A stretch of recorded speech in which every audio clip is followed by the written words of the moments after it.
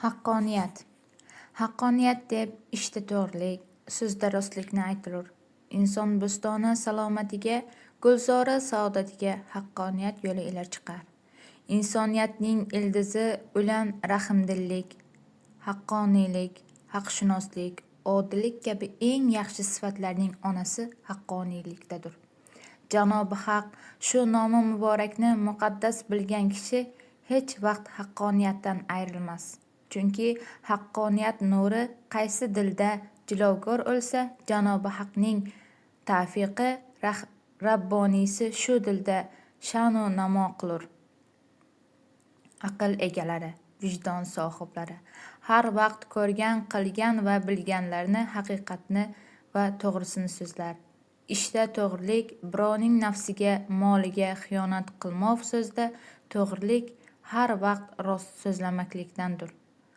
Rostlik haqning rizosi topar, to'g'ri yo'lda yo'q bo'lurmu hech chopar.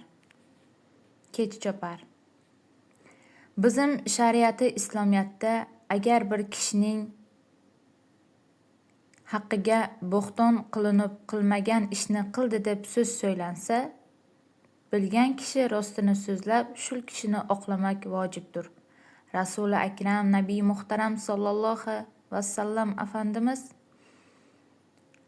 Anajjotu fisdiqi, najot rostlikdadir demişlar. Hazrati Mavlono Rumiy Islomiyat ayni haqqoniylikdadir. Haqni qabul qiluvchilar huquqni, shariatni saqlamoqqa buyurilmishdir. Chunki shariat hukumatning eng asosiy ildizi haqqoniylikdan iboratdir demişlar. Haqshunoslik o'lmoq sharofatdir jahonda odama. Haqni izhor aylamak birla ko'rlik ver olama. Yashur insona sidqu to'g'rilik gar ko'rsa girih to'g'rining yordamchisidir Haq taolo g'am yema. To'g'rilikning maskani Firdavs ayvonidadir. Egrilar ikki jahonda g'am alam qonidadir demişlar.